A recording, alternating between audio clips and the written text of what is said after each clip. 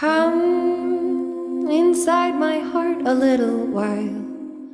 Come closer with the honey of your song. Your dance is a code, is a pathway to what's given. I am learning how to listen. Hello, friends. Thank you for tuning in today. My name is Danya, and we have a very special guest, another Kootenai local, Drea Dokuchie. Kinesiology graduate Drea Dokuchie is the energetic force at the Naughty Tree in Trail, British Columbia. With over a decade of experience in the field of physical conditioning, her journey has evolved to integrate the principles of yoga with the functionality of fitness. Rooted in yoga philosophy, she gives rise to a new dimension of diet and exercise by using mantras and movement as metabolic medicine. A passionate educator, Drea inspires others to live with intention and move with integrity on a journey towards vibrant well-being. So before we begin, may we all take some time to ground into this space and into ourselves. Let's begin by taking a deep inhale through the nose.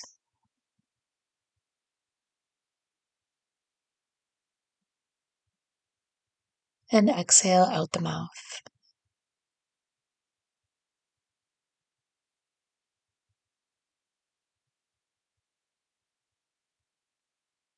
Thank you all so much. Let's begin. Well, welcome, Drea. Thank you so much for joining me.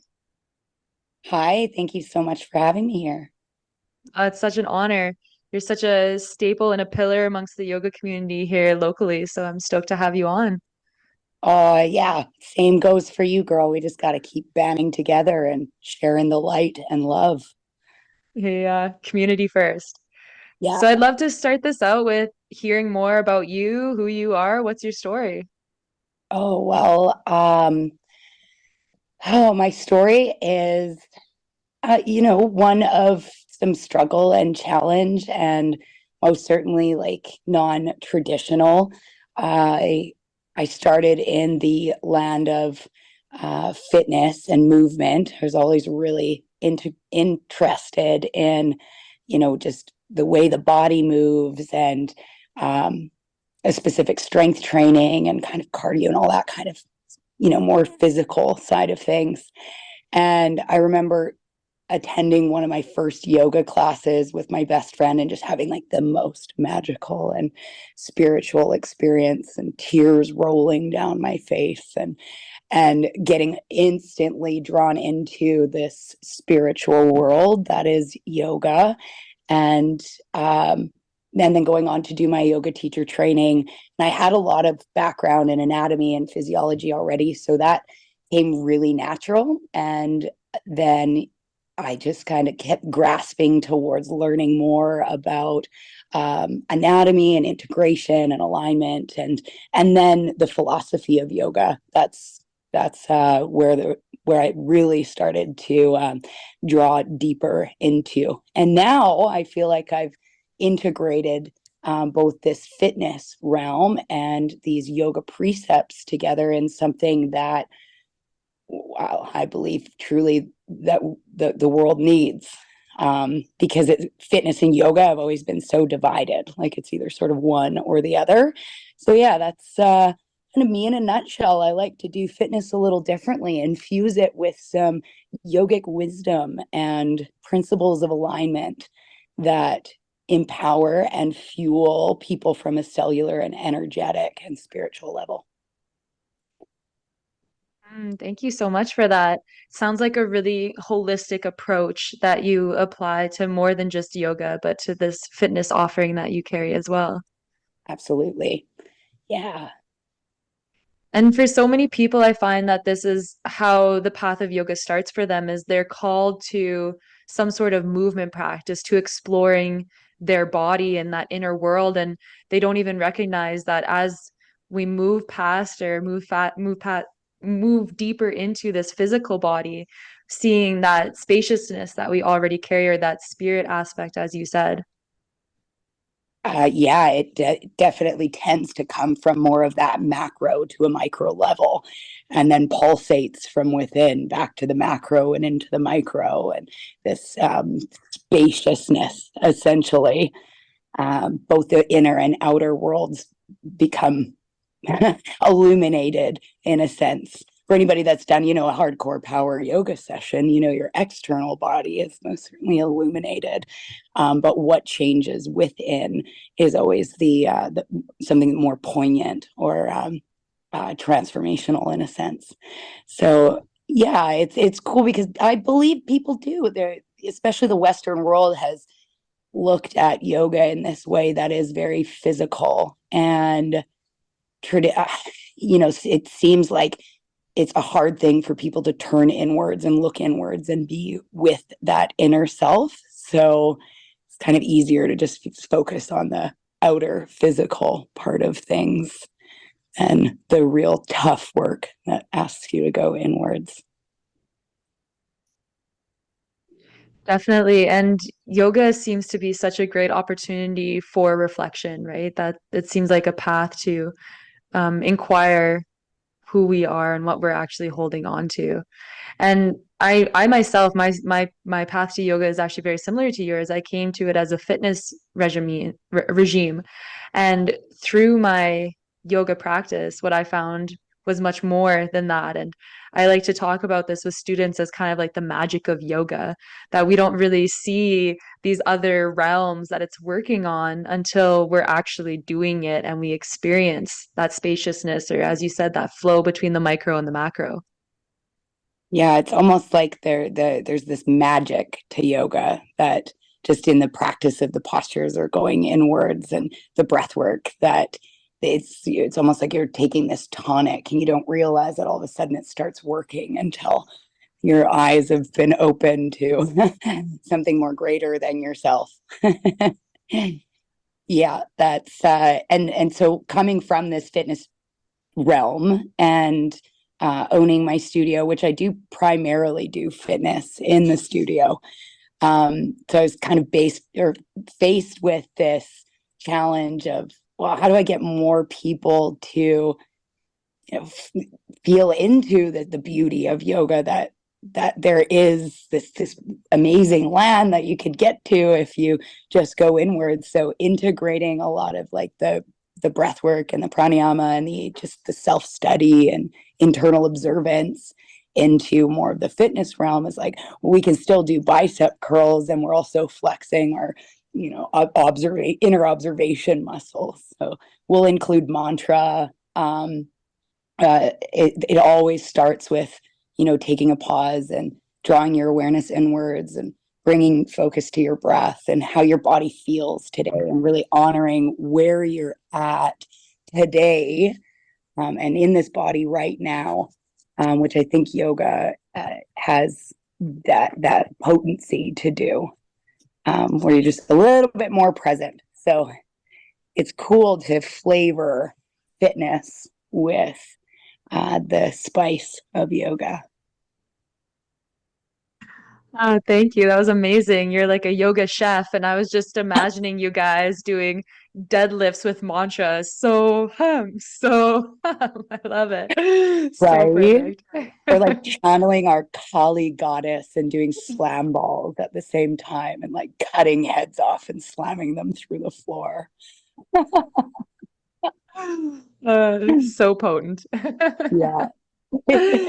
Uh, And yeah, that's something that I really recognized from yoga, from my own journey as well, as it really helped me to develop this level of self-compassion and self-empathy, and really being gentle with myself, because I tend to be someone who pushes myself way past my limits, and I have experienced burnout and anxiety and depression and all these things. And yoga really taught me that it's not about fitting my body into a pose, but instead allowing the pose to meet my body where it's at. And so it's so beautiful to see or hear that you are also welcoming that into a fitness space where, again, we see lots of people pushing themselves past their limits. Yeah. Traditionally in fitness, it's very like go, go, go, no pain, no gain mentality. The same as sort of an A-type trying to push into a specific pose, regardless of actually how they're feeling that day. And one of my most influential yoga teachers who I did my 500-hour training with, Leela Rasa, she would always say, and I say it in my classes all the time, it's not how much you do, it's how well you do it. And so when we're thinking, repetitions and quality of movement and consistency of alignment, being really honest with yourself of, am I doing this well? Do I feel stability in my joints and foundation before I'm inviting the mobility of this particular action, for instance? And that's just the principles that carry forward in all aspects of life, so it's cool. So it's the same thing as, you practice yoga on the mat for lessons off the mat. You practice yoga or practicing that same principle in the gym, and carrying that forward when you're out in the real world. Amazing. Yeah. Thank you so much for that. I love Leela. She's such a great teacher, and she'll be on a future episode too. I'm really excited to have her on here. But with what you just shared, it really brought me back, as we were talking about yoga philosophy, it brought me back to the yamas and the niyamas and that idea of ahimsa and that a space of non-harming. And in the yogic text, the Yoga Sutras, a lot of people translate that to specifically like diet and how are we non-harming in diet and leading people to vegetarianism and whatnot. But I personally reflect upon that that yogic ethic as more of a practice of how can I be non-harming to myself. So maybe that means that I practice these gentle thoughts. I practice literally yoga asanas with blocks or with straps. But then also in terms of diet, noticing that I have a unique constitution and that I need to feed myself in a very particular way that helps support my physical body, my mental body, my spiritual body. And I know that you've been doing a lot of work with diet recently, so and nutrition. And so I'd love to hear more from you in regards to all of that.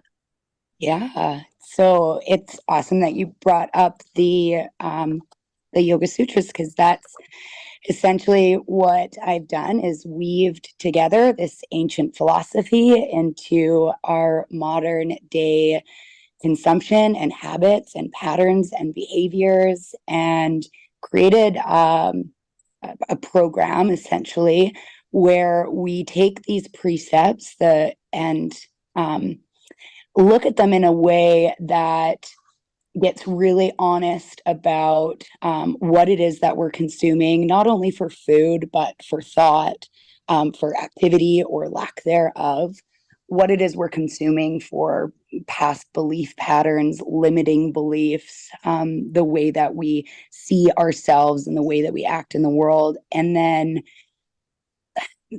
taking one or more of the precepts, attaching a mantra to it, vibrating to that mantra, and going through life in an intentional way. So the nutritional program, it's not necessarily like a actual nutrition program. I'm not a dietitian. I'm not a nutritionalist. I can't tell you what to eat, but I can tell you to practice ahimsa when you are making your dietary choices. So, if there's something that doesn't agree with you, for instance, if there's a food group that doesn't agree with you and that it's harming you, if you on and off the toilet more than once, or stomach pain, bloating, cramping, discomfort, challenges in practicing the ahimsa are choosing dietary choices that don't necessarily harm you. We think of Asteya and how we steal happiness away from ourselves and comparing our journey to somebody else's, especially in the fitness industry. Weight loss is a big thing. So when it comes down to comparing your journey with somebody else's and losing or stealing that opportunity for your own self-growth, your own self-discovery, your own strength,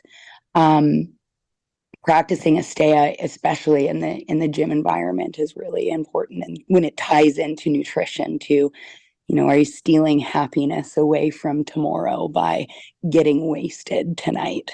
That's a thing, right? So these precepts all have a tie in to consumption. Satya, truthfulness. Do you really need that second plate of food if you've already had one and you're feeling nourished and grateful for your meal? So overconsumption is a big thing. And brahmacharya is one, of course. Moderation, that's like top of the nutritional land. Like, don't take what you need, leave what you don't, not too empty, not too full, just this beautiful space of satisfaction and being fulfilled.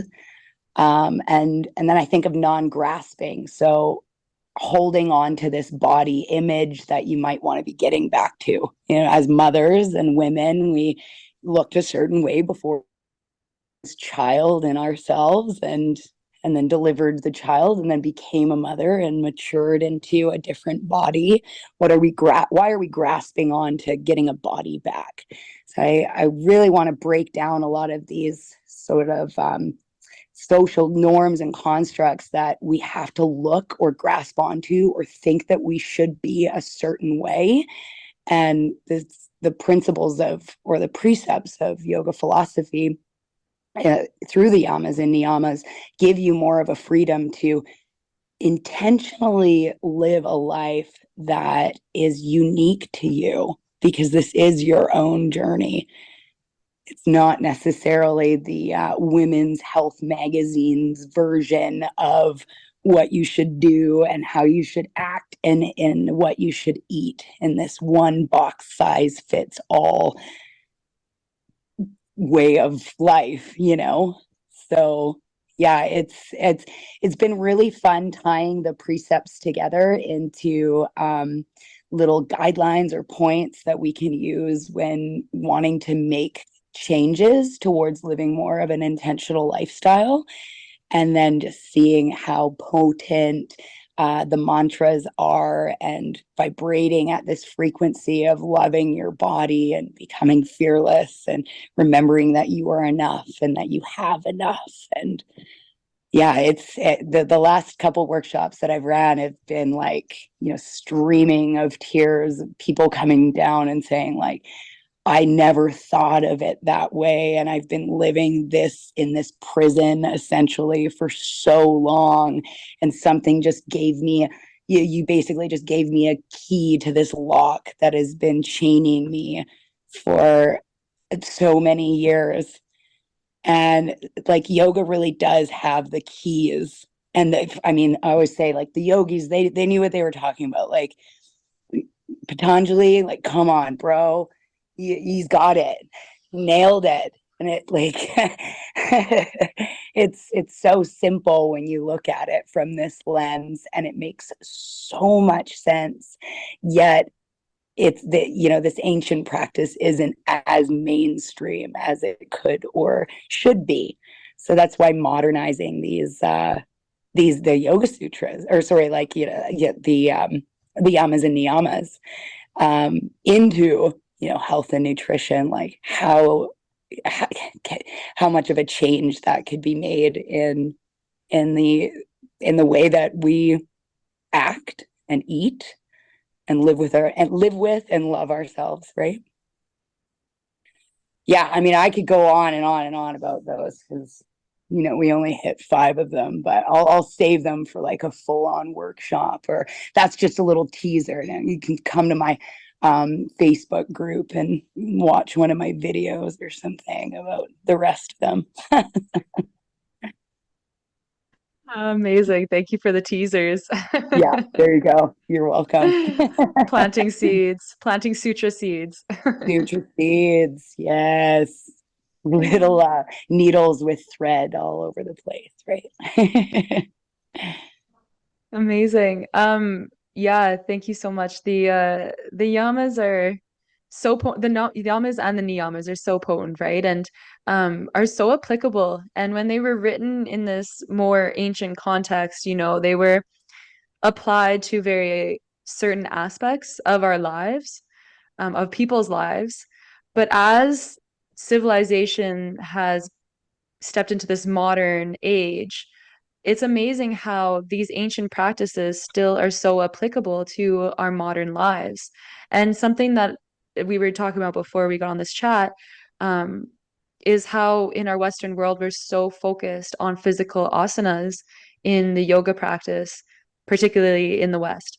And how if we look at the Ashtanga um, methodology laid out by Patanjali, a whole quarter of it is dedicated to ethics and morals and values, and being able to apply those to our everyday life, not just when we are on our mat practicing asanas.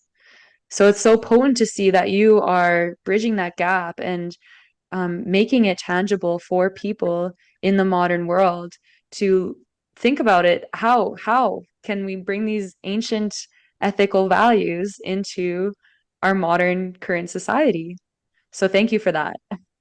Thank you. Yeah, it's been really exciting to keep tying them all together.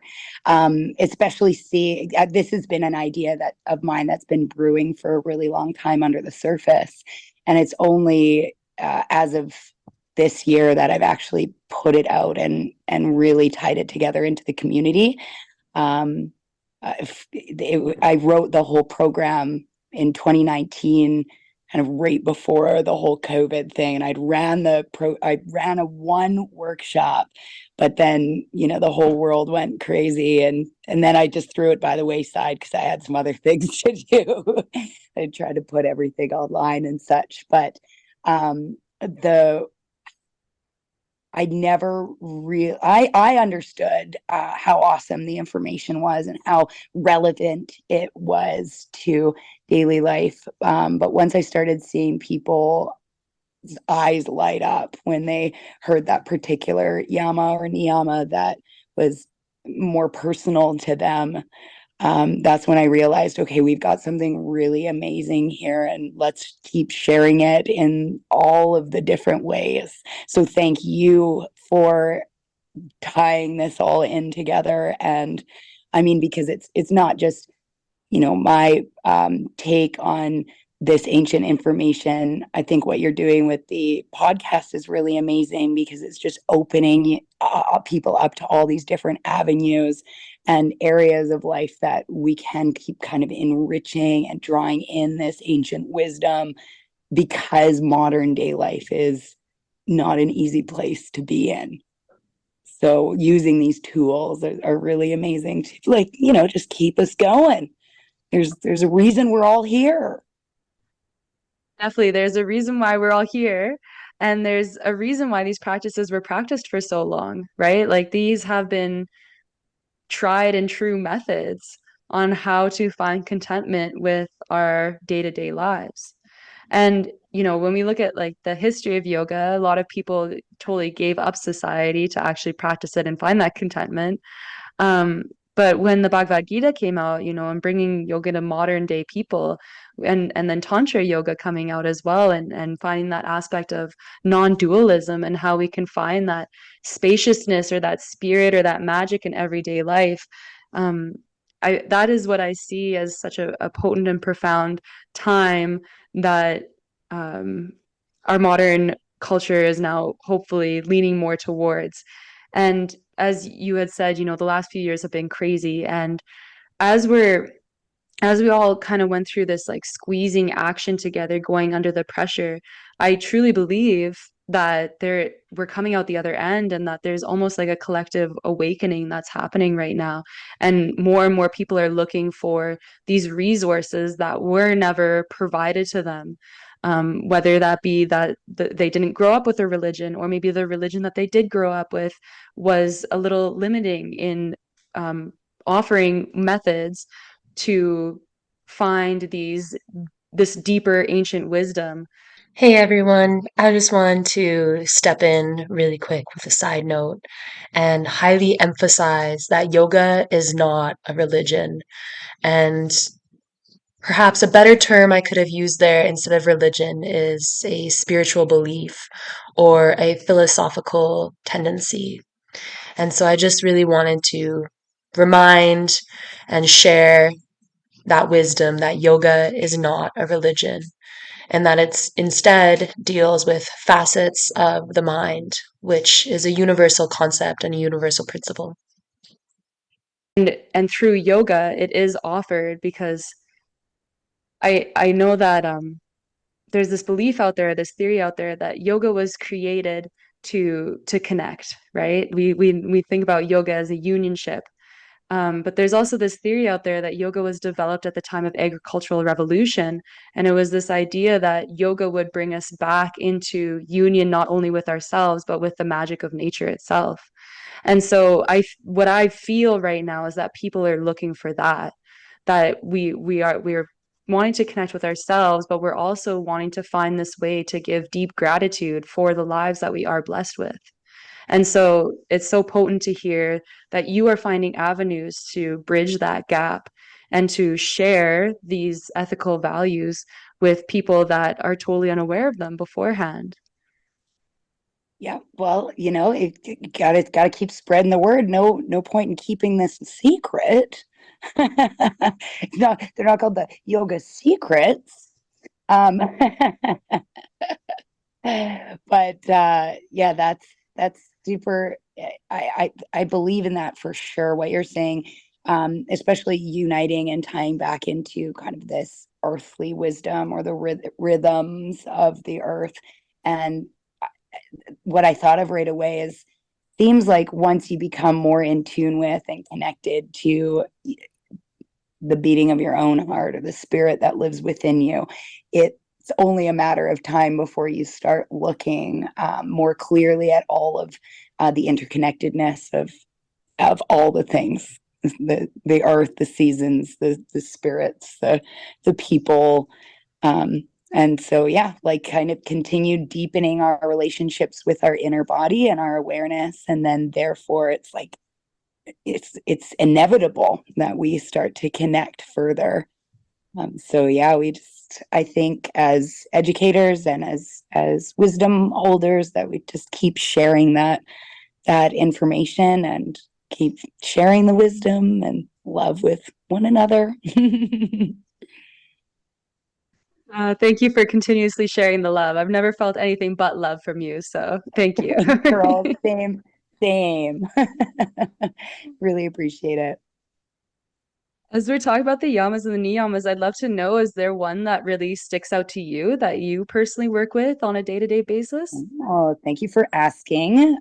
Yes, I've part of the 6-week challenge that's starting is choosing one that challenges you a little more than others.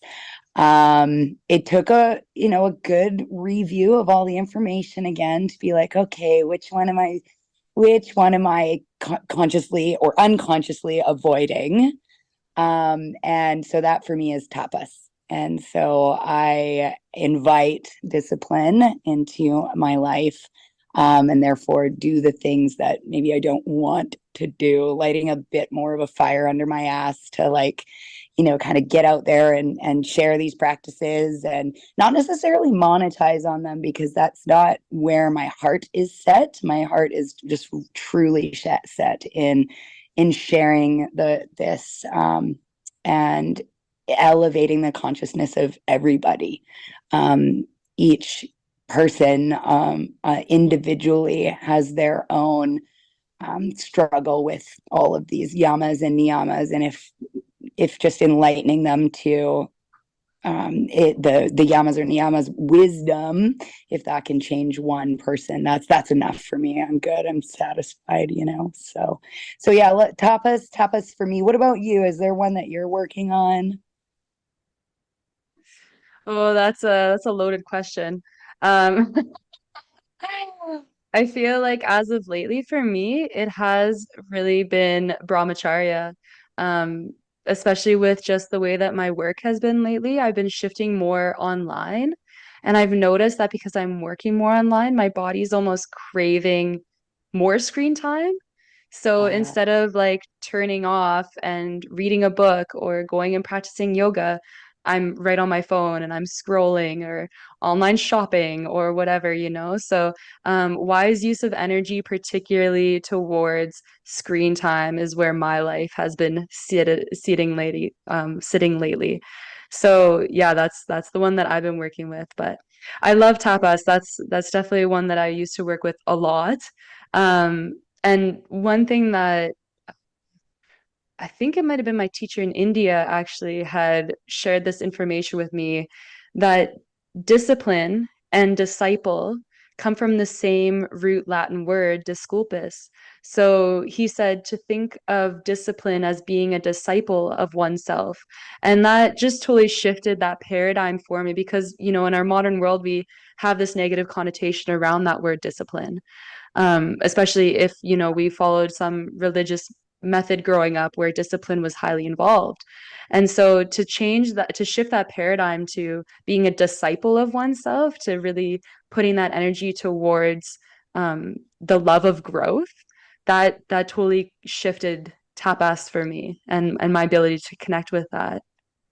Oh, I love that. I'm gonna have to write that as a little note so that it's helpful to in moments where I don't want to light the fire under my ass. I can, we're not you can bring the disciples in. It's hard to sit in the fire sometimes. It is. It's hot in there. Yeah. But really necessary, especially for just kind of like burning up those past habits, patterns, behaviors. It's, we we're creatures of comfort. Whatever's the most comfortable is that's the comfort zone. So just kind of, pushing out of my comfort zone, doing things a little bit differently, and moving into the direction that is truly fulfilling and what my soul purpose wants to be doing. Yet, we kind of get stuck in those ways of just doing what you've always done because that's the easiest thing. Totally. It's so easy to fall back into what is familiar, right? When you were just sharing that though, what came to mind was my favorite quote from the Hatha Yoga Pradipika is let the fire of yoga burn what you are not. And when we step through that portal of the fire and that portal of transformation, kind of acting like a phoenix rising from the ashes, right? That's what I've always had in my mind's eye when I hear that quote. But I'd love to hear more about the fire of yoga and the fire of tapas and how that's helped you find your path in life.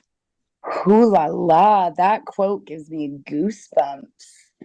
That's I think the fire, what I reflect on is that not even just tapas, but it seems like most, or if not all of the yamas or niyamas are rooted in fear. It's this fear base that keeps us from fully and authentically practicing each of the precepts.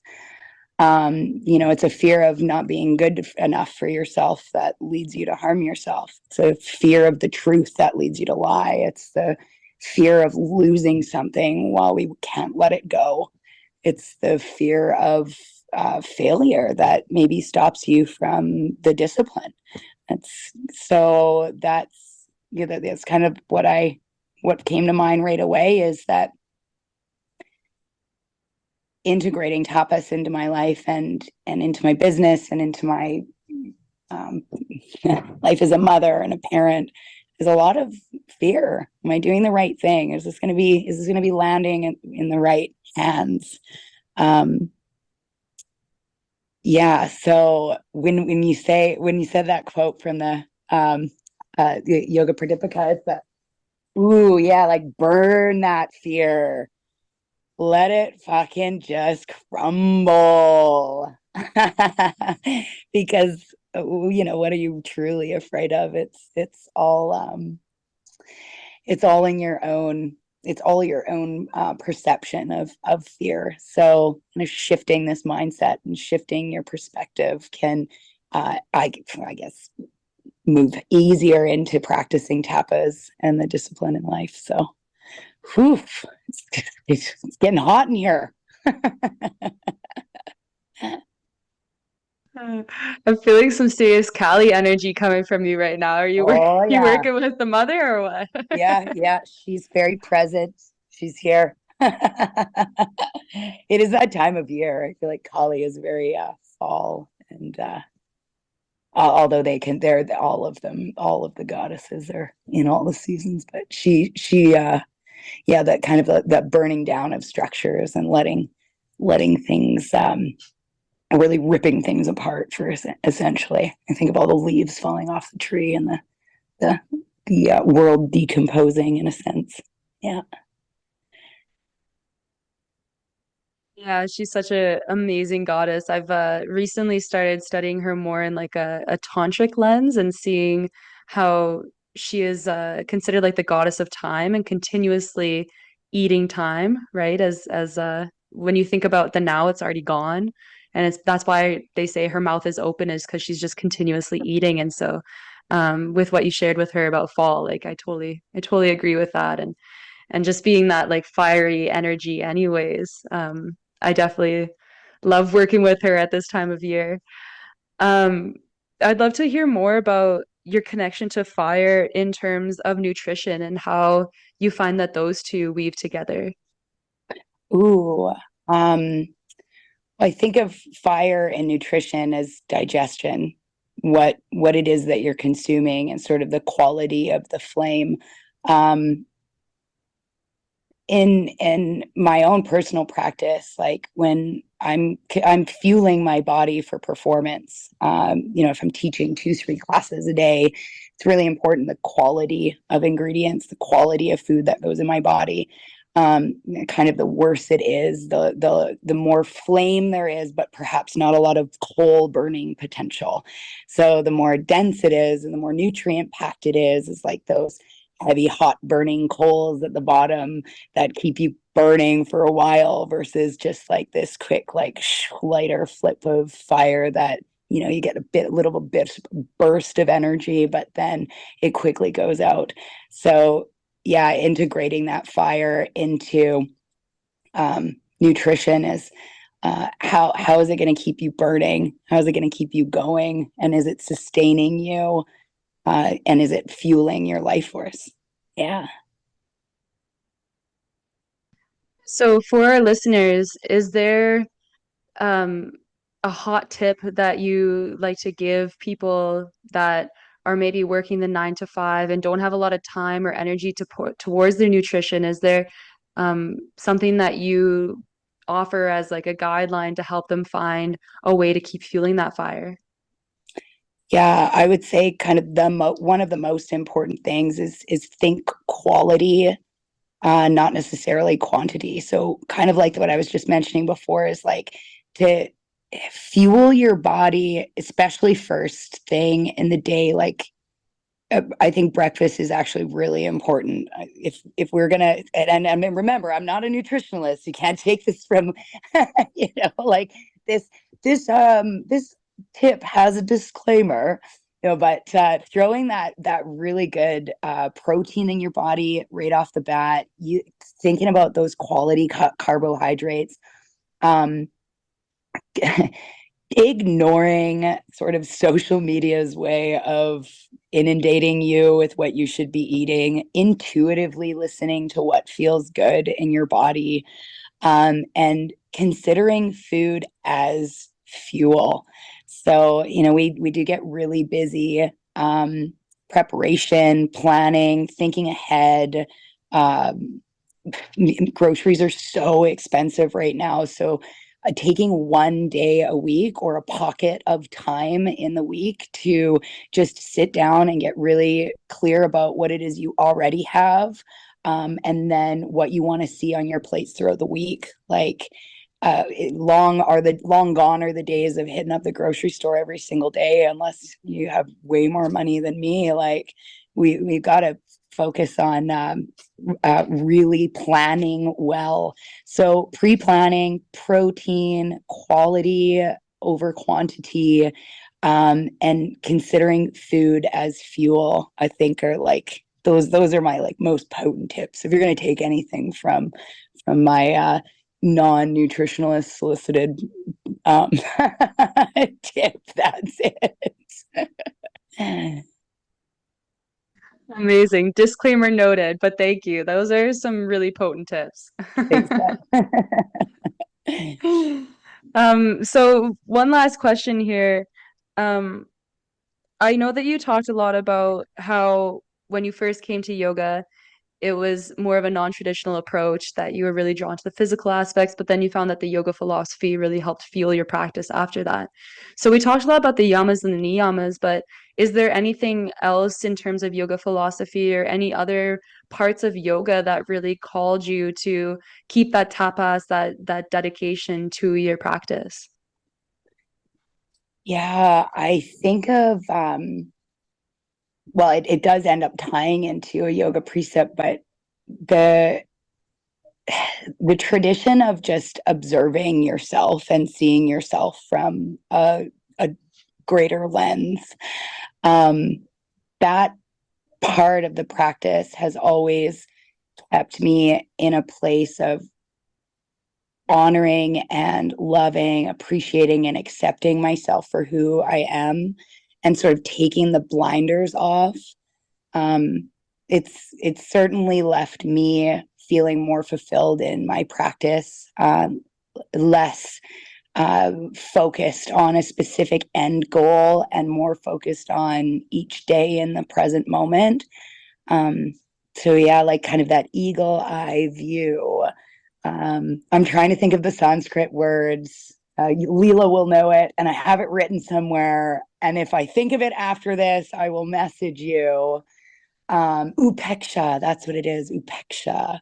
And it's really like stepping out of, I think of the horse taking the blinders off.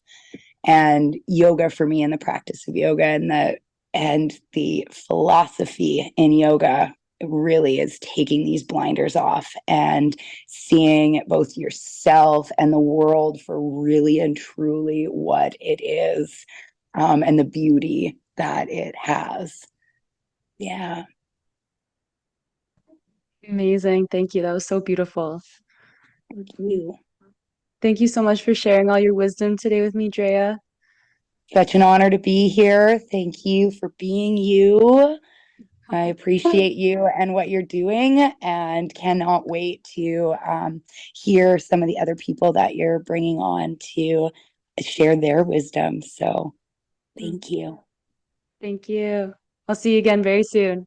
Yeah, girl. Thank you everyone so much for tuning in today, and thank you, Drea, for being on the show here. What an awesome chat that was. So much fun to talk with you in this space.